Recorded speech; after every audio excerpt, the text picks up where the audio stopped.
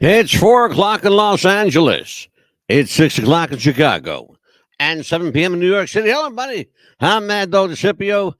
Normally, you would hear me say joined by Amelia the Pitbull Chapman, but Amelia is she's indisposed tonight. She's actually getting over a really bad cold, and I was supposed to be joined tonight by our guest Lou Ferranti, making his second appearance tonight. Lou has not, as of yet, showed up, so we will hold out to see if Lou pops up in the studio tonight. If not, I'm just hoping that the pit bull is listening to me right now. Allah sure to hope you are, Amelia, because Papa Bear's flying solo tonight.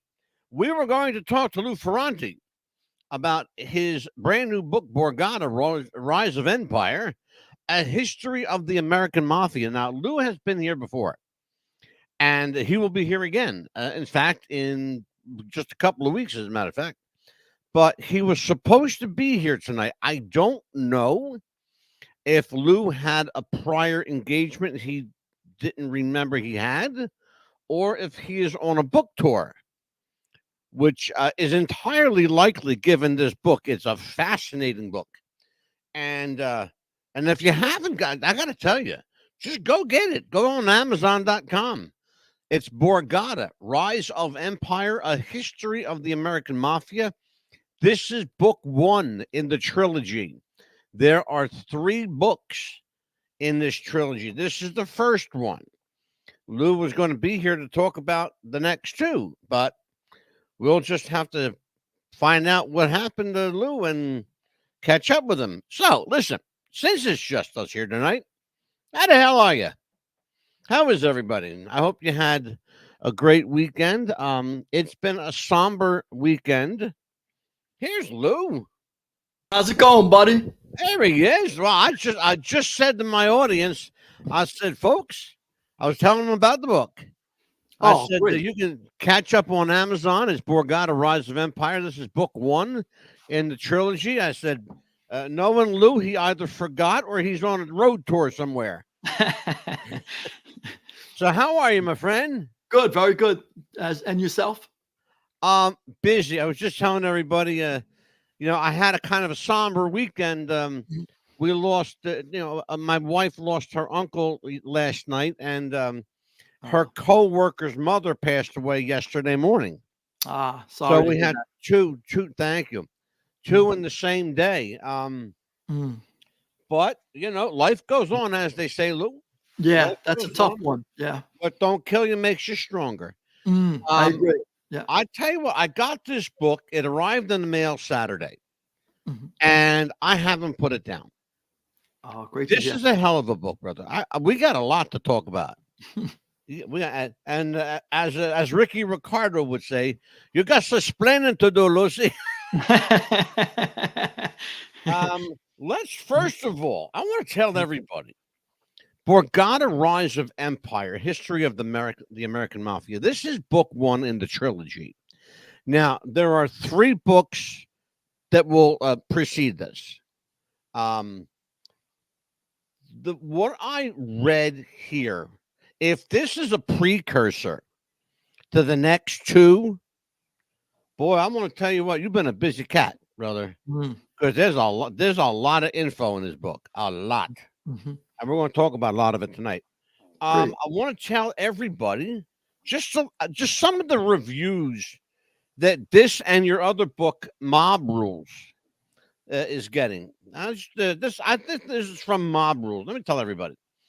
No, this is actually Borgata. Borgata is a detailed work that covers major events in American mafia history. The author produces some highly entertaining insights thanks to his background. Former mobster Lou Ferranti supplies a fascinating inside look at the history of the mafia. That's from the Wall Street Journal. My favorite one comes from Kirkus, and I love Kirkus. Ferranti draws on an extensive knowledge of world events, mob lore, and personal experience to deliver an engrossing effort that reads more like a rousing memoir, meditation on world history, and a mafia expose all in one. That's not bad coming from Kirkus, because they don't give out reviews like that, to just anybody.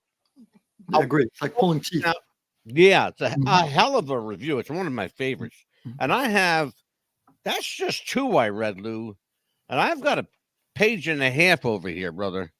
So we got some other. It spilled over onto the second page. There we go.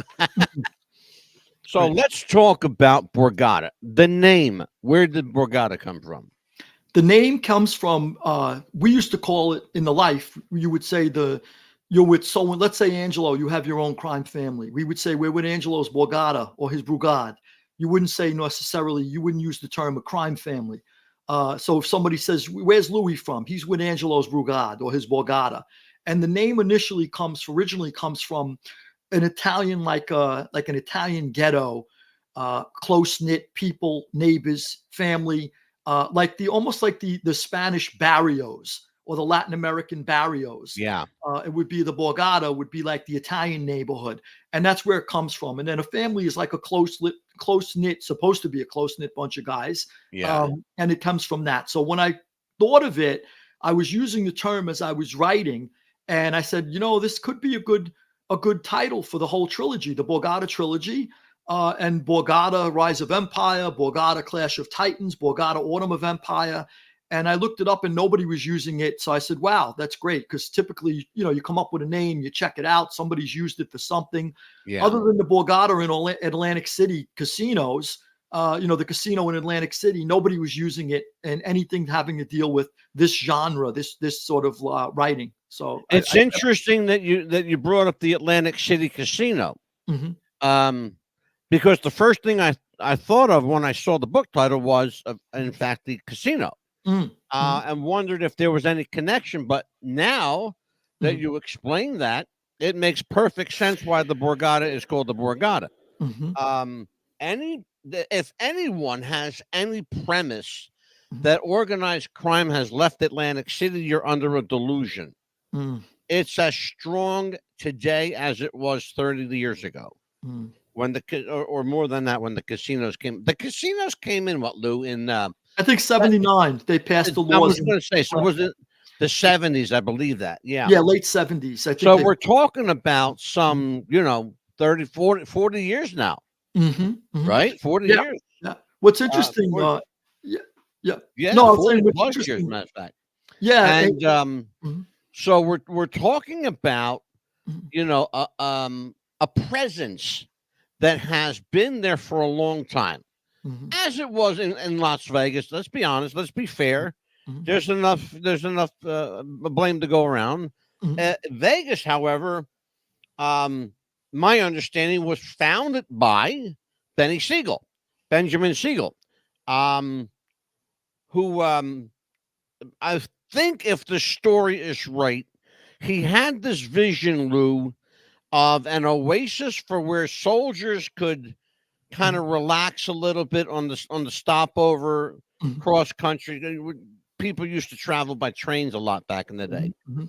And am I right about that? Isn't that kind Yeah, of where this began? yeah, it's very close to exactly what happened. Basically, the Hoover Dam, when they built the Hoover Dam, they needed to get men and material to the dam site.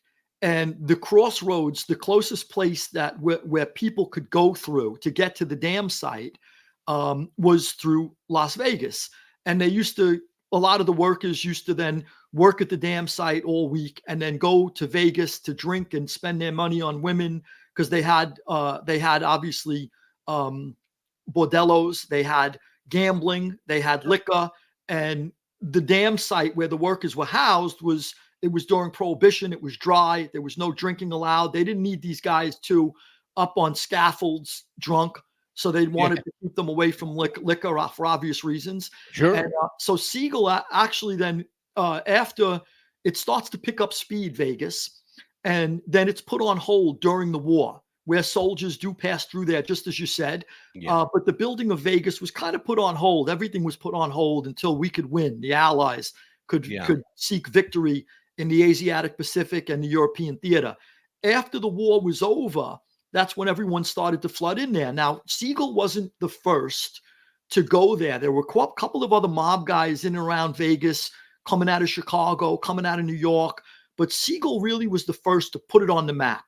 Yeah. When he said, I want to build this Flamingo Hotel, and he started to get mob investors, and he had to convince Meyer Lansky, who had a great name, great reputation with the mob. Once he knew, once he could convince Lansky, then Lansky was like the gold standard, his word. So then Lansky would in turn get everybody to invest in it. And that's basically how we got the investment. And I go through it in detail in the book because it's such a crucial part of the Italian-American mafia's experience in the United States, because they eventually controlled every casino, hotel in Vegas. And it goes into volume 2, where we'll see how they were able to get Teamster pension fund money to build more hotels in Vegas. And that's a big part of their relationship with Jimmy Hoffa and how it kept going. But, I should tell the audience, Lou, and I'm glad that you mentioned that. I should tell the audience, Lou Ferranti will be joining us again for his third of 3 appearances on the show, and we will talk about the Jimmy Hoffa John Kennedy connection. We will talk about that precious commodity called the Union Pension Fund. That Teamsters Fund was a veritable treasure trove of cash for the mob. And they had a very dear ally, a close friend in Jimmy Hoffa.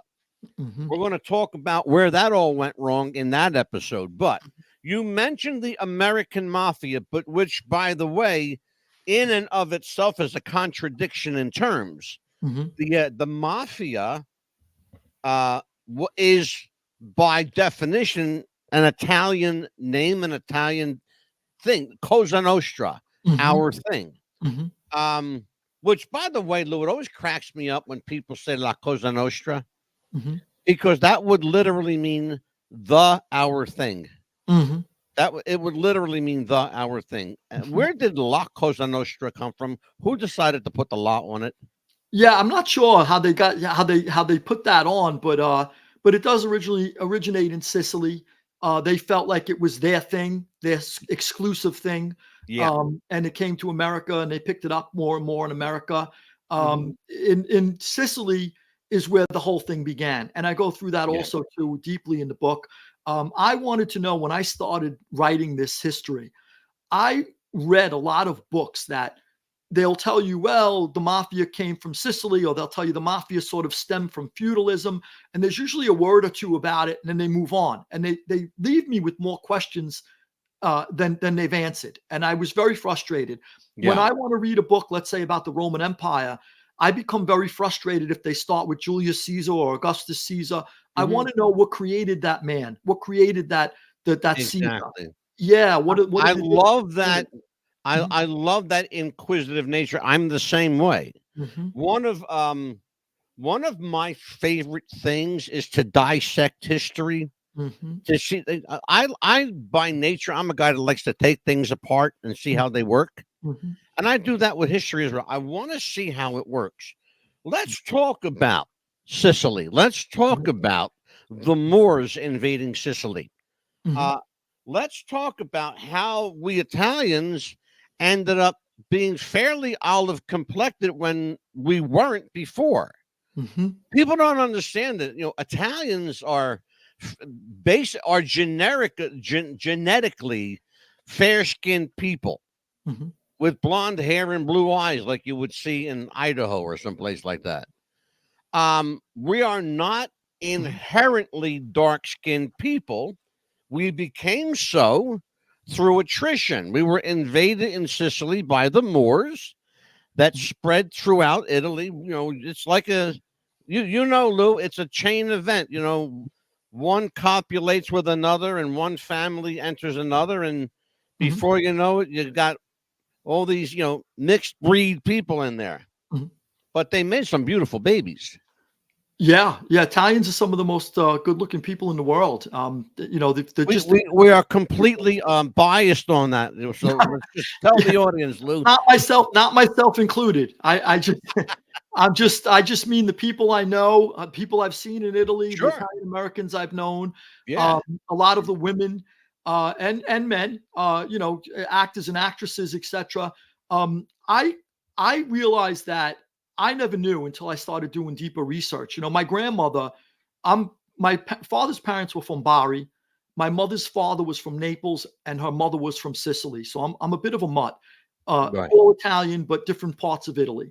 And my grandmother, who's Sicilian, is very dark, probably darker than a lot of African Americans I know. She was very dark, and there's a combination of why we are most of the Northern Italian people in my family. My Aunt Mary married my Uncle Tony, who was from Northern Italy, blonde haired, blue eyed, as you said. A lot of the Northern Italians are more fairer skinned. A lot of the Southern Italians are darker.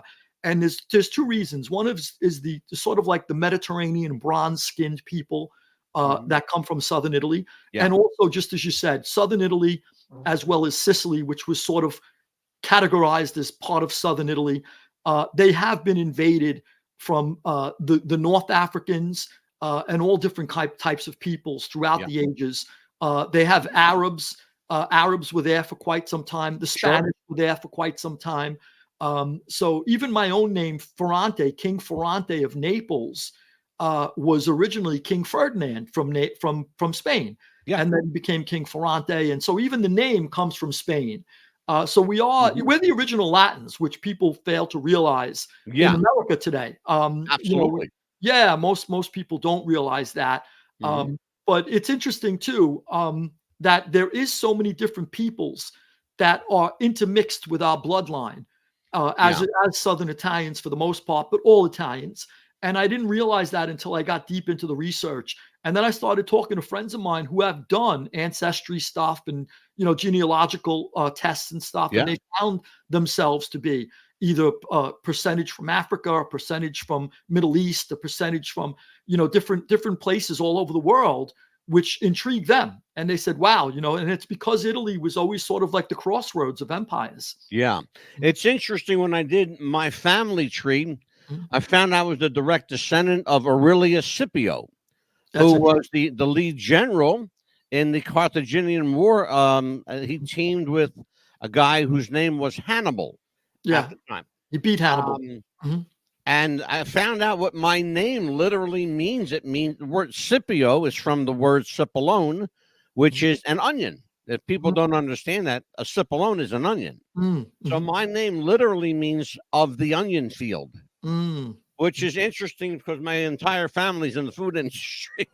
Well, that's funny because Ferrante, Ferra is iron, and my grandfather worked with iron when he came here. And Yeah, that's he worked with something. iron in Italy. Mhm, Let's talk about the migration from mhm, the old world to the new one. mhm, It's an interesting story you lay out. And without tipping the hat, without giving too much of the book away, because I want people to buy it, mhm. give them the Reader's Digest version, Lou, of how this happened, how Well, they ended up the American mafia.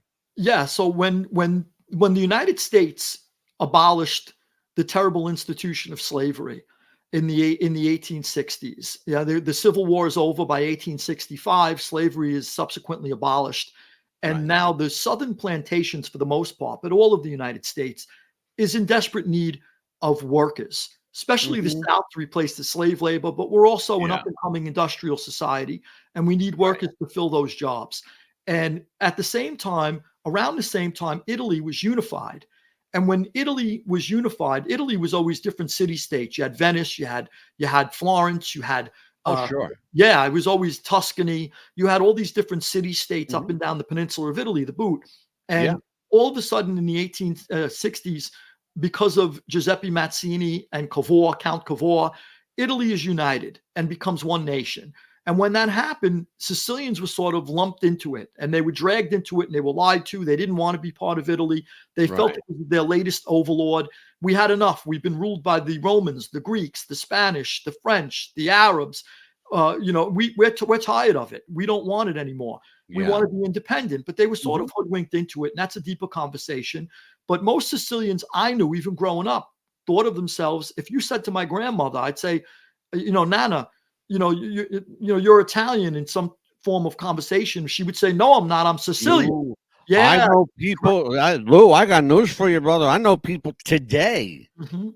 that don't call me Italian. I'm Sicilian, That's right. That's right. So it was and that bloodline means something, mhm, and it means something directly mhm, to the mafia. mhm, You, that's right. the true mafia, in order to be a quote member of the mafia, you have to have Sicilian blood.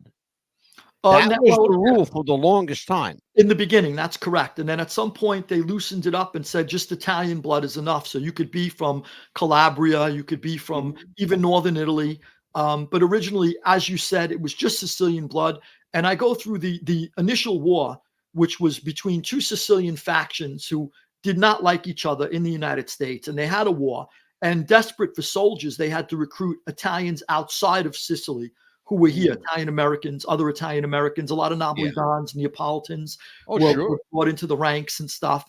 But getting back to the original, when Italy was unified and Sicily was unhappy, and then Italy was sort of like a poor new country.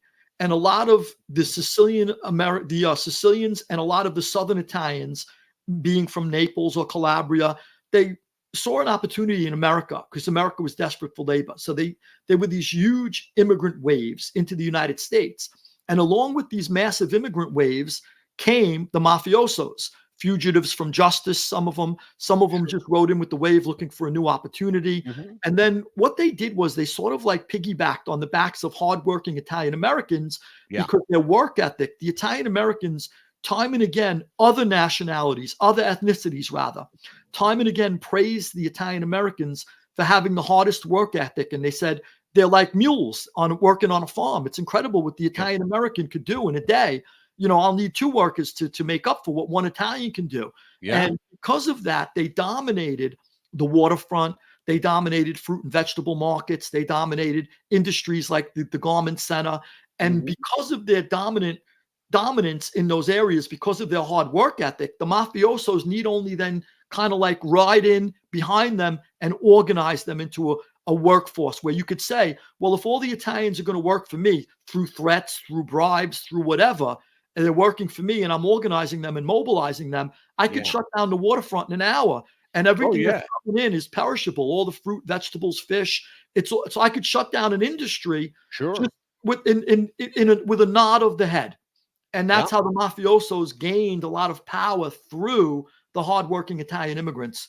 Lou, how quickly a process was it from the Mhm. time of arrival to where they had a stronghold on industry here?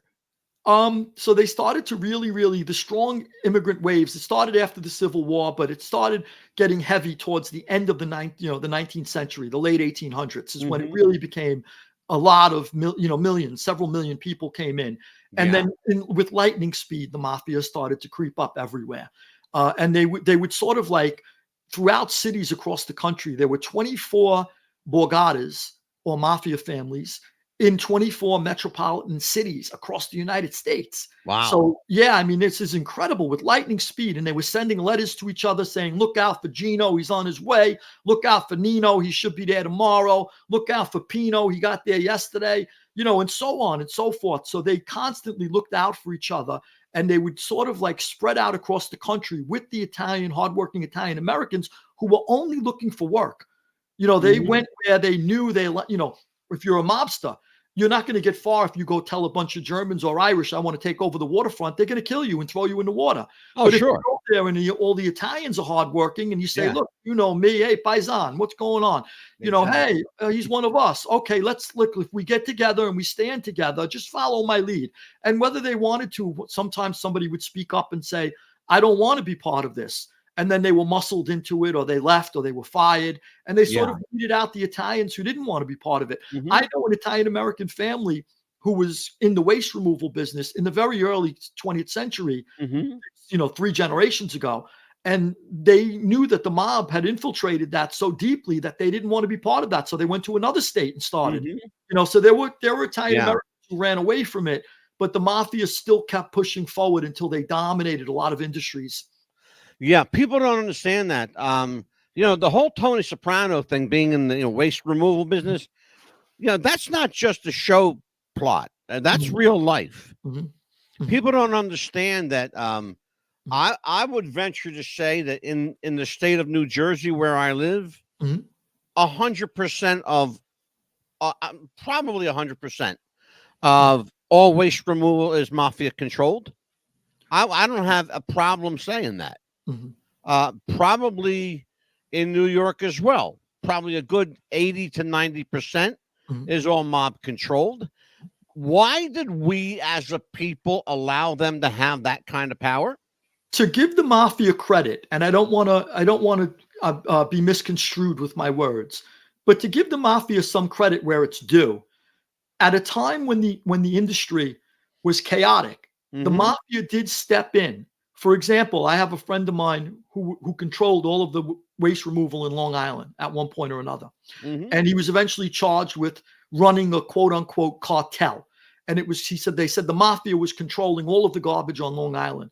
Were they controlling the garbage? To some extent, yes, they did control it. But what did they do exactly? Well, they organized territories. So if let's say you, Angelo, had 4 or 5 trucks, and me, Louis, from over there has 6 trucks.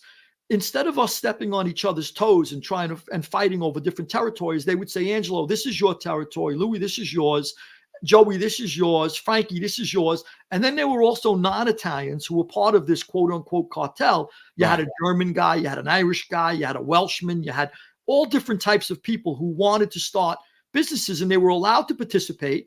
They were treated equally, and they weren't allowed to price undercut each other because they wanted to control the pricing. The mob did. So they would say to you, Angelo, you got to stop charging people $5 a ton less than Louis because people are running to you, and then it's becoming imbalanced and there's going to be chaos. We can't have Right. everybody doing that. So the mob, to their credit, once again, I'm not excusing the violence they did to keep this cartel going.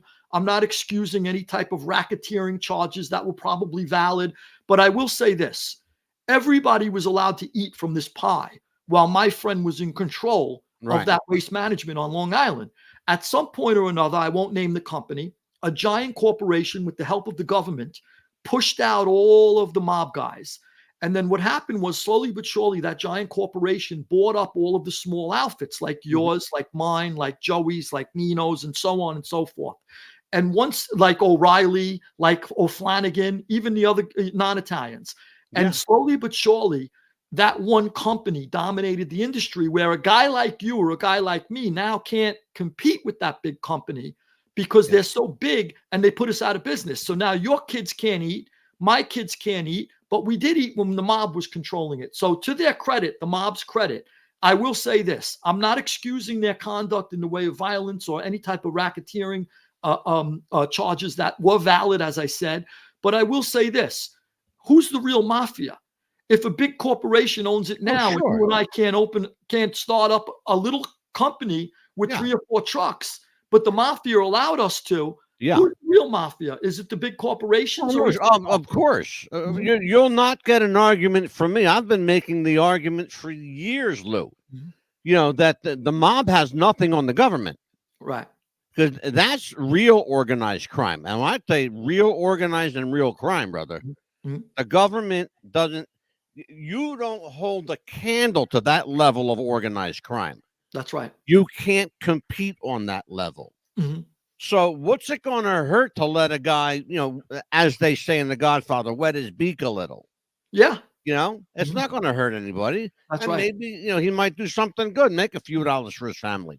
Right. Let's talk about that very subject, Mhm. earning money in the mafia. Mhm. I'm listening the last couple of days to a lot of people, guys like Michael Franchese, Sammy Gravano, Joey Merlino, who, by the way, former mob boss of Philadelphia, who now has his own podcast. Are you ready for this shit? He's got his own podcast. It's crazy stuff.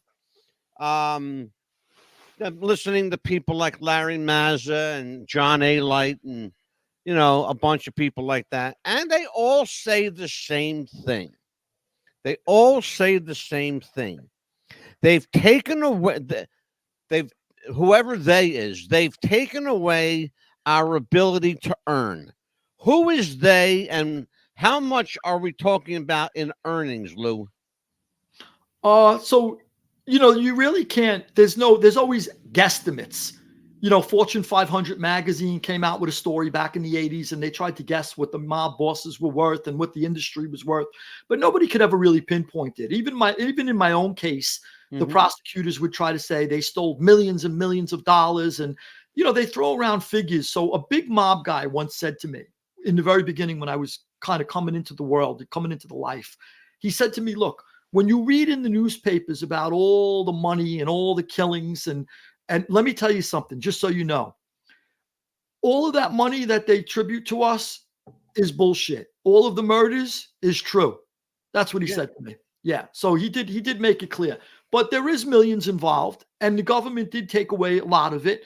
Rudolph Giuliani, when he was mayor of New York, he had so if you look at one part of it, he was able to run the mob out of a lot of different industries, and that was probably a good thing. But who went and filled the vacuum might have been a bad thing. So, like I said, if you run the mob out of the South Street Seaport or off the waterfront, okay, that's fine. If you're going to have a legitimate sort of like equality where anybody has a chance there to make it, then I'm in agreement with it. Fine. As a citizen today, I'm not in the mob. Run them out. And let the small guys get a piece of this pie. Let the small guys move up where they might not have been able to. But if you tell me that a giant corporation then, from based in Canada or based in Europe is now taking over where we ran the mob out, and the people are less satisfied with the new management than they were with the mob, then here's the problem. I was away with Anthony Calagna. Anthony Calagna, he's dead now. I could talk about him. Anthony Calagna was a big union guy. And he used to negotiate huge contracts for his workers. And he was in prison with me too. And I says, Ant, you don't seem like a crooked guy to me. He was a brilliant guy. He had schooling. He was intelligent. Right. And he goes, Lou, I'll be honest with you. I rose up through the union. When I took over my post, it was sort of like all of the envelopes came to my desk. It was built into the position. And I had no choice but to turn, you can't turn them away. There's things that are happening. And when he left, when the government took him out of circulation and put him in prison, they replaced him with a government-appointed union leader. And that government-appointed union leader was so bad and so ignorant of what needed to be done to help the people, the workers. Yeah. That the courts were flooded with letters from every average worker. And Anthony assured me that none of them were prompted by him. The courts were flooded with letters going, please give us Anthony Calagna back. Get rid of this government guy. The union is not being run correctly. We miss this. We need that. So that was how, and we'll talk about it, like you said, when we get to it with Hoffa. Yeah. But that was Hoffa, why Hoffa was a gem and why he had almost like unanimous loyalty within the Teamsters, because he did a lot for the workers. And even if he made deals with the mob, what deals did he make that was so bad? He did real estate deals that he made money on. So the book is Borgata, Rise of Empire, A History of the American Mafia. This is book 1 in the trilogy series. The author is Louis Ferranti. Lou, you have the unique distinction of being a guy that can speak on this subject, and only you can speak on this subject.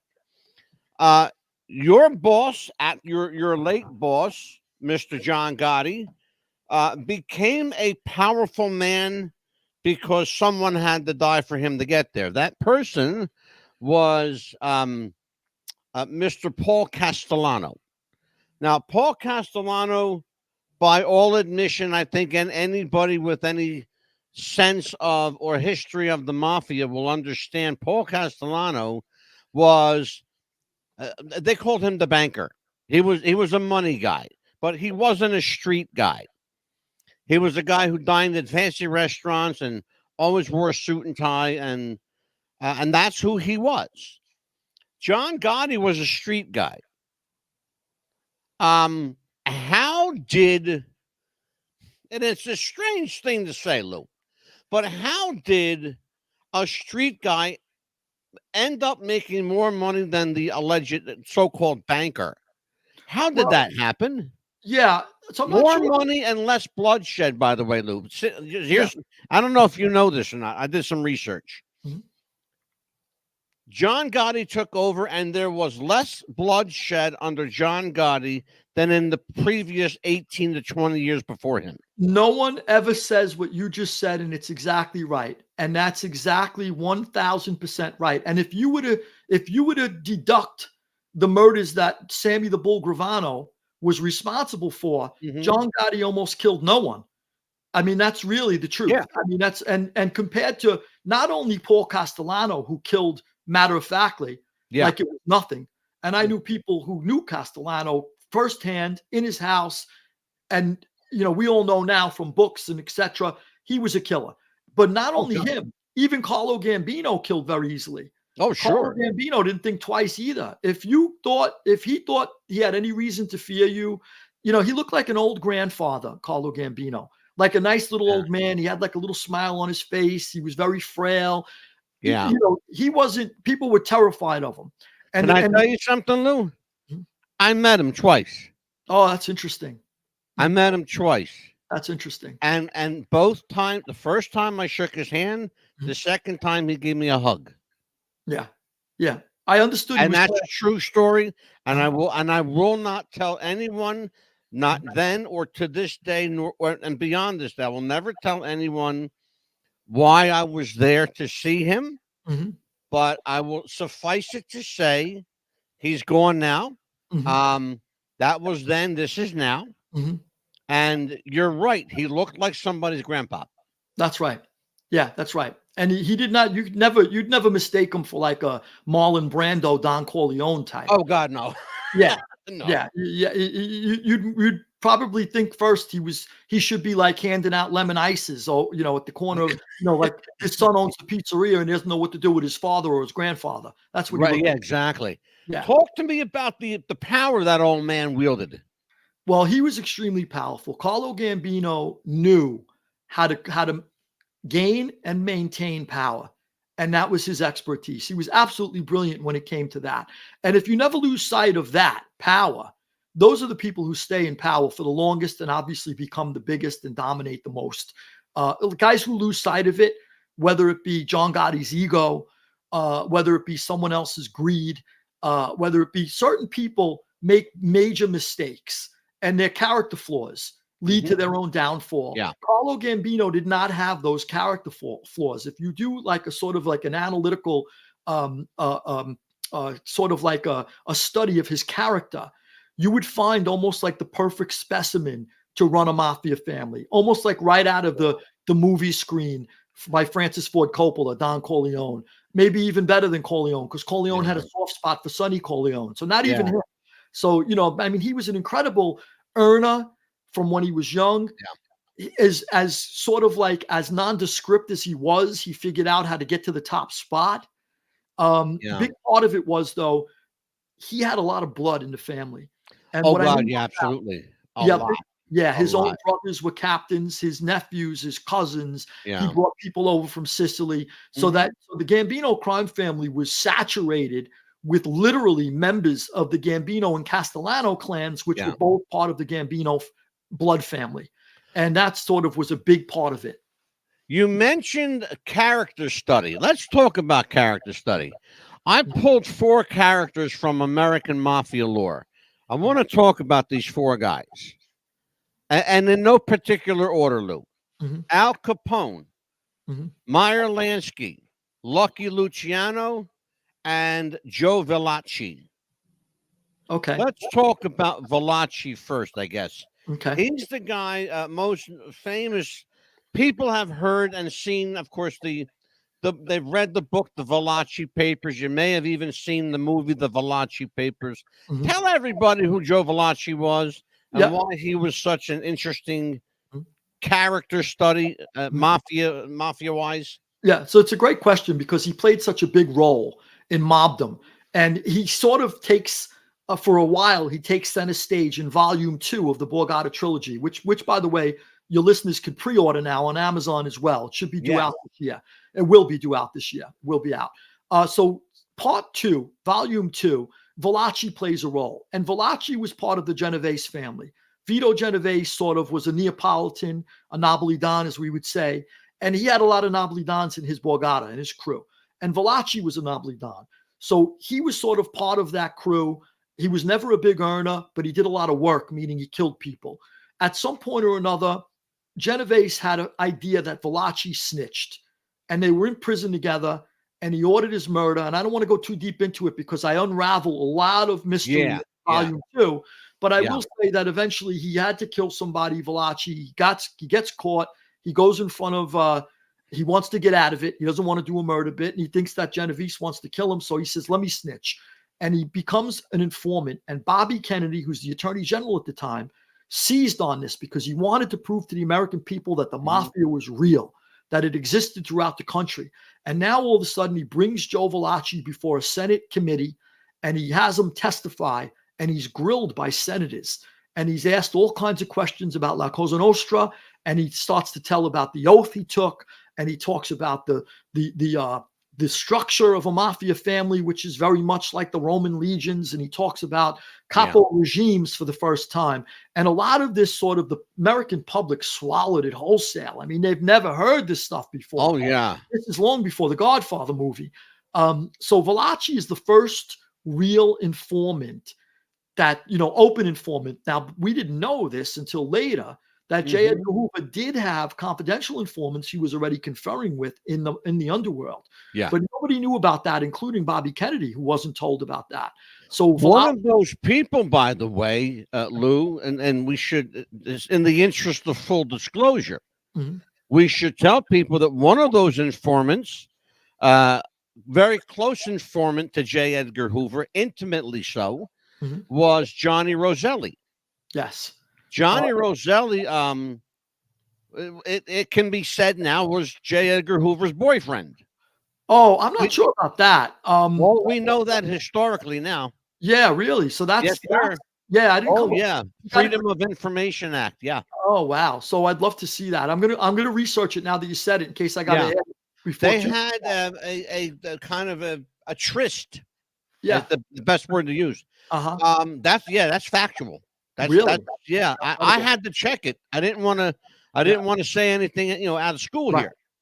So, because we do our research, that's for sure. One of the things, though, and in fact, talking about Johnny Roselli and J. Edgar Hoover,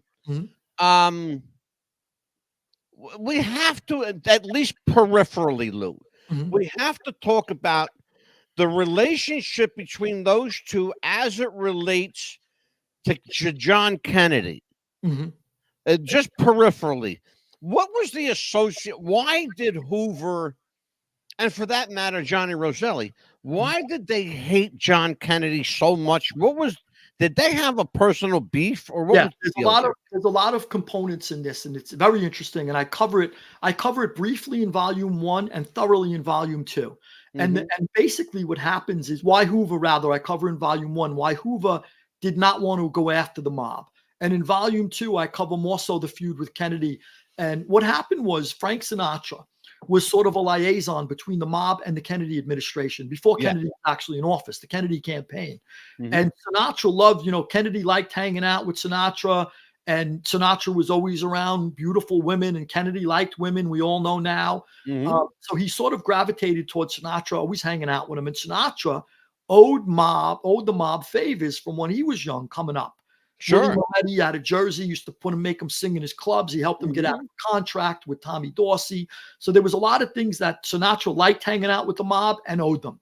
So at some point or another during the Kennedy campaign, Joe Kennedy, who was funding John F. Kennedy's campaign, Joe Kennedy being the father of John, Joe Kennedy Sr., he knows he needs a lot of the swing states, like, for example, a lot of the wards that were controlled in Chicago by the mob. He's going to need them to vote John Kennedy. And he starts reaching out through Sinatra to Sam Giancana, who was the acting boss of the Chicago mob. He starts reaching out to the New York mafiosos, the bosses, saying, help us in New York, and also help us with money. We need money. As much money as Joe Kennedy had, the more donations, the more people want to contribute, the better. So Kennedy, he strikes a deal with the mob, and he's basically speaking on behalf of his son. I don't believe John Kennedy was guilty of these alliances. I believe Joe Kennedy was. And John Kennedy sort of like had that attitude always throughout his life. I don't know. Ask Dad. I don't know. Dad's taking care of that. Yeah. I don't know. This is Dad tells me what to do. I do it. Dad told me to run for president when my older brother died. So I'm running. Here I am. So I don't think John was more of a happy-go-lucky, innocent type character inside, Right. notwithstanding his faults like we all have. Well, But sure. he wasn't as devious as Joe Kennedy. Joe Kennedy made all these alliances and sort of promised the mob, look, when my son's in, he'll leave you alone. You just do what you want to do. I promise you that. John Kennedy gets in with the mob's help. Not all the mob. Some of them didn't want Kennedy. They went with Nixon. But the majority of the mobsters who knew Frank Sinatra went with Kennedy, helped him get in, dumped money into the West Virginia primary, which was a crucial win for Kennedy. He needed it. Absolutely. Yep. And at some point or another, he gets into the Oval Office. He appoints Robert Kennedy, Attorney General. And Robert Kennedy had a long-standing feud with the mob. And he starts going after them. And I think Joe Kennedy would have intervened had he not had a stroke early on. And once I have a question in that regard, because I knew we were going to go there. I have a question in that regard. Why didn't John just tell Bobby, stand down, back off? This same question you asked, I've asked a million times. He's the president of the United States, and it's his brother. I don't think he was able to control him, and I think he relied on him too much, and I think Bobby was too headstrong, because I've asked it a million times. Why didn't Jack just say, enough now? That's enough now, Bobby. Stand down. And if you want to get down to it, I think Bobby's responsible for John being killed, not Lee Harvey Oswald. 1,000,000% true. And Bobby thought he was responsible. How about that? He said it. Yeah, he's on record as having said it. That's right. He said, I think my decisions cost my brother his life. That's 100% right, Ange. Lou, there are two guys of the four that I mentioned. There are two of them that have been inextricably linked throughout mob lore. Meyer Lansky and Lucky Luciano. Yes. Can we explore their relationship? How did these two guys even get together? Yep. So as you know, I covered it thoroughly in volume 1, and it was a fascinating alliance between two men who were opposites and yet the same. And they meet when they're young kids on Hester Street in Lower Manhattan, and they become fast friends. Meyer Lansky actually stood up to Luciano, who was a little bit of a bully. Luciano went to bully him. Lansky said, F you. I don't take shit from nobody. And Luciano said, you know what? I like this kid's chutzpah. I'm gonna take him under my wing, and we'll see what we could do together. He's got balls, big balls, and they became fast friends. Yep. And as they got older, I feel that Luciano had his foot in the mob. Lansky didn't, as a Jew. He wasn't able to become a made member of the mafia. Luciano was, but Meyer Lansky sort of stage managed Luciano's career in so many different ways. And he was an absolute brilliant numbers guy. He read big money, and anything he touched turned to gold within the underworld. So Luciano was always making money. Now, to Luciano's credit, although Lansky was the big earner, Lansky may have stage managed Luciano's career. Luciano was the actual boss. And he had the wherewithal to listen to him, number one. And number two, he never was greedy with him. Luciano allowed Lansky to make money with everybody. As long as Luciano got a piece of it, he was happy. Instead of saying, a lot of dumb mob guys would say, no, he's my guy. Sorry, Ange, you can't do that with him. Sorry, you're not allowed to work with Meyer. He's my guy. And I know a lot of greedy people from the streets and even today who would have that same vision. Luciano's vision was definitely more enlightened than all of them, where he would say, go for it, Meyer. If you could pull it off, if you could go to Cuba and build hotels, bring all the mob guys there that you can, let them all earn. And as long as Luciano, he was part of Luciano's Borgata. People fail to realize that. Luciano had a claim on him. Yeah. Fido Genovese did. The mob, you talk about Cuba, the mob owned Cuba. That's right. They owned Cuba up until, right after the Castro regime, in fact. That's right. And even during it, because Castro, let's just be honest, Castro was making money too. That's right. Absolutely. Yeah, for a little while. That's correct. Yeah. But they had an interesting relationship, these two guys. Without giving too much of the book away, there's a story that takes place in Italy at the airport concerning Lucky Luciano. Tell everybody what happened there. Well, he towards the end of his life, he's deported. He's in prison for a long time, and Mm-hmm. at some point, he helps the United States Navy, U.S. Naval Intelligence, secure the waterfront during World War II, which was a crucial step, a crucial measure that they desperately needed. U.S. intelligence, U.S. Naval Intelligence, was fearful that Nazi submarines were patrolling out there off the coast, and they were. A couple of them were caught.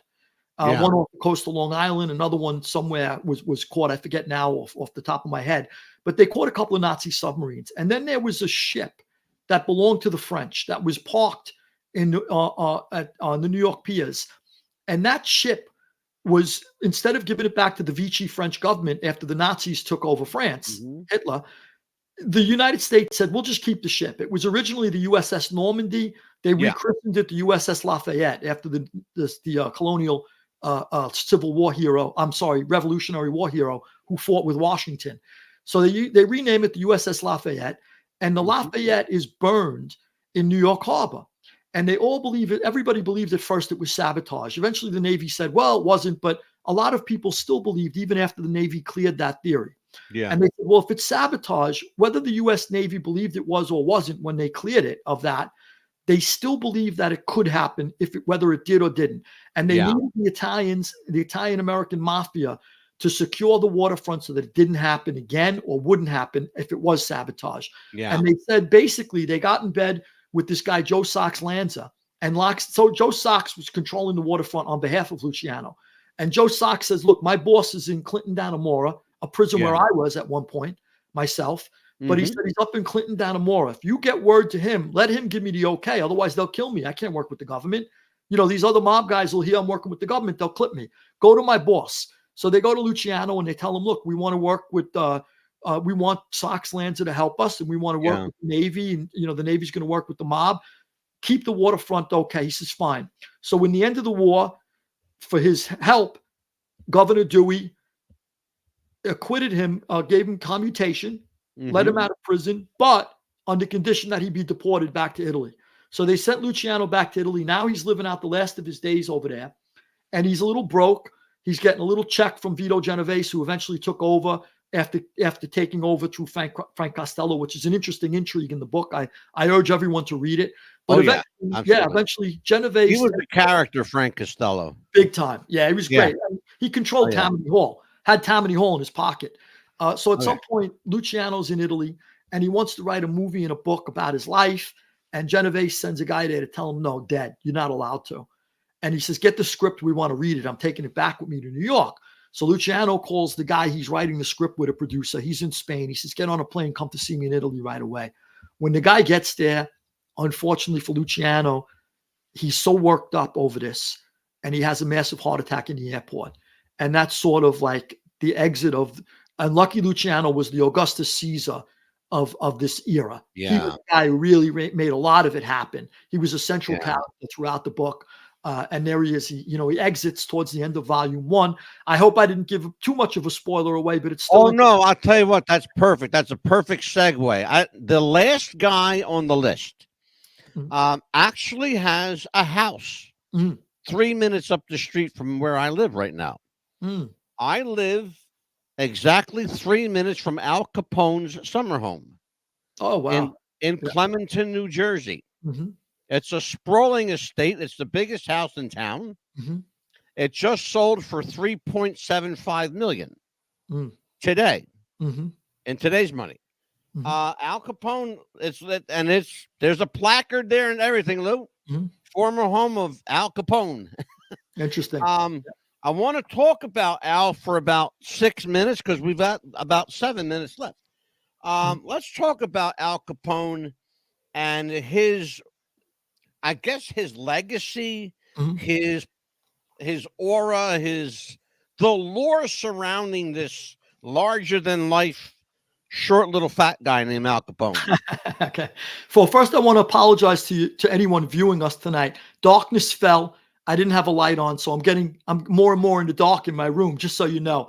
But Al Capone, believe it or not, it adds to the ambiance of the story. Perfect. That's right. So it's all good with me, brother. Yeah, and I'm getting better looking by the minute, right? In the dark. There you go. So now, now Al Capone was a guy, Nobly Don, grows up in Brooklyn, really big family guy, loves his family, loves his friends, loyal like you can't imagine, old school loyalty. And at some point or another, cuts a guy, gets into a beef with another guy. He's got to go to Chicago. They send him to Chicago. In Chicago, he's groomed by some of the biggest guys there. Johnny Torrio takes a liking to him, and Big Jim Calissimo. But mostly Johnny Torrio takes a liking to him and brings him up in the mob in Chicago. And Capone now became a really, really big figure during bootlegging years, during Prohibition. And basically he said, look, I'm just giving the American people what they want. Don't look at me. Don't blame me. The demand is there and I provide the supply. Don't blame me. So time and again, I feel if you read the quotes from Al Capone, things he said to people, things he said to reporters, things he said to prosecutors, things he said to fellow gangsters, he comes across as a brilliant guy, not book smart, not an intellectual, but a guy who understood human nature. And he even gave advice to a reporter who was banging on doors trying to, unravel corruption in the highest levels of government and stuff. And he told the guy, back off. He goes, you're up against a machine that's a lot bigger than you, but somebody has to. And he said, you're going to find yourself in trouble. And I think the guy did. He ended up dead. Capone, he was like a brilliant guy. He understood human nature. He understood the bigger machine. He understood supply and demand. He understood the American public's pulse like no one else did. And he was able to really hone in on all of that and capitalize on it as a mob boss. He really was, in a lot of ways, Lou, the American Robin Hood, because he gave a lot of money away. Soup kitchens, that's right. Yeah. People don't understand the good that he did. And we're going to talk about that in your next appearance here briefly, and then we're going to get into Kennedy and Hoffa. Brother, I want to tell you what, that was the fastest hour I ever had on this show. All right, so it was great. Always a fascinating a chain of events when you're here. The stories are, when you talk about mob lore, the stories, it's all about the stories. People don't believe that this stuff really happened. Yeah, it really did, folks. It really did. I lived in Philadelphia back in the 70s and 80s when the mob in Philly was at its height, and guys like Angelo Bruno and John Stanfa and Nicky Scarfo were making their bones there, and in a few miles away in New York, you had people like John Gotti, who nobody knew yet, but there was a star on the rise, and Salvatore Gravano, who later, colloquially, we call him Sammy the Bull. But Salvatore, I understand he hates being called Salvatore, by the way. So, and if I ever see him, I'm gonna address him as Salvatore, because I don't know what, I just think that this guy's full of shit sometimes. I really do. He is. He's getting worse by the minute too. Yeah. We're gonna have to find a way, Lou, to get him on the show. I don't know if you'd even want him. I mean, he's just like he's a sleazy human being. Is he? Yeah, I mean, he just comes across that way. Yeah, he's a sleazy human being. He's the worst of that life. Like a scumbag, to be honest. Yeah, he is. He's the worst of that life. The absolute worst of that, what that life ever had to offer. If it had anything to offer, he's the worst of it. There were loyal guys in that life who couldn't kill friends, who wouldn't double cross or stab friends in the back. And he was the complete opposite. If he'd kill you in a heartbeat if he could get something out of you. Wow. Yeah. Lou Ferranti is the author of this fascinating part 1 of a 3-part trilogy, Borgata, Rise of Empire, a history of the American Mafia. Folks, this is the best, but he's got 2 more that are better. They're coming out. You can pre-order on Amazon.com right now. It is Borgata, Rise of Empire. Lou, you are coming back with me one more time, at least one more time. I'm going to bring it back every month if I can. As long as your schedule holds up, we're good to go. You're going to come back and talk about Kennedy and Hoffa in your next installment with us. But we have to go right now. It is at 8 o'clock, top of the hour, folks, for Louis Ferranti. I am the Mad Dog, Angelo DeCipio. Join us each and every Monday, Tuesday, and Wednesday for What's the Buzz, America's Best Popcast. Lou, take care, my friend. Good night. God bless. Good night, Angelo. Thank you very much. Good night to all your listeners and viewers.